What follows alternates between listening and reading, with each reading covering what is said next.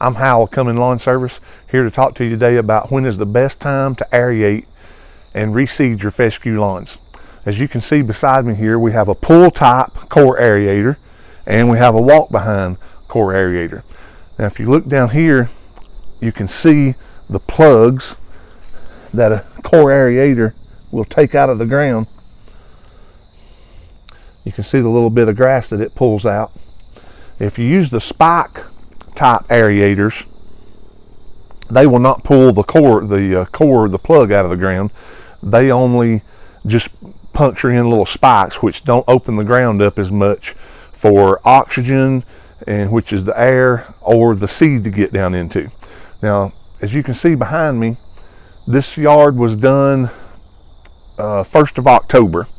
Now, we usually recommend that you aerate and reseed your fescue lawn anywhere from starting the last week in August, if the temperatures have cooled down some, all the way up till the first to middle of November, depending on how cool it's getting.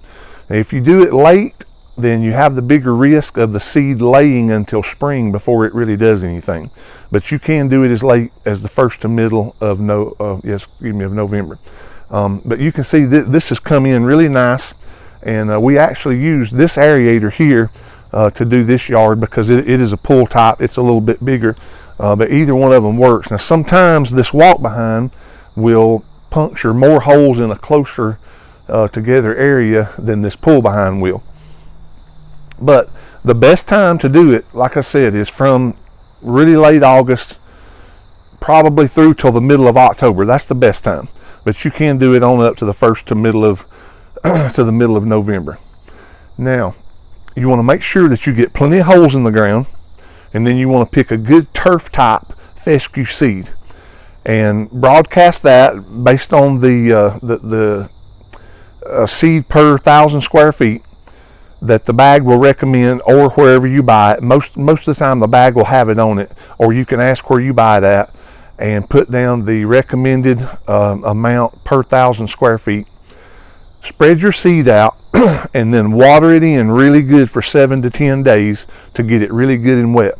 Now if the ground is really hard, if you've not had any rain and the ground is really hard, it's really best if you can soak the ground really well so that the aerator can get down into the ground really good. If you can poke a hole or pull a plug out like we showed a little bit ago, that is the best practice. Now this does a couple of things. This will open up the ground to get the seed in, but it also helps compacted ground to loosen up. It also lets oxygen get into the roots. That will give you a much better soil condition for growing the seed. Now once you water it in good, then you hope by that time that the regular fall rains have started to come in and that the cooler weather has started so that your fescue can come up. And like I say, we did this around the 1st of October. It is now the 11th day of November, and you can see we got a really nice fescue lawn. There's a whole lot of new grass coming up, and this was really burned up pretty good from the summer. We had some really hot days. We had a couple of dry spells that really did a number on this fescue.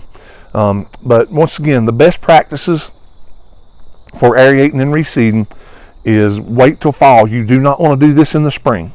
You want to wait till fall. Do it from really late August into the middle of October up to the 1st of November. You want to use a core aerator, not a spike aerator. You want to poke plenty of holes, get you a turf type seed, broadcast the seed based on the recommendations of how much seed per 1,000 square feet. To get your square feet, you just measure length times width. That gives you your square feet, and then use the recommended poundage per 1,000 square feet. However, if you'd like to make this real easy, get a hold of us at Cumming Lawn Service. We'll be glad to help you.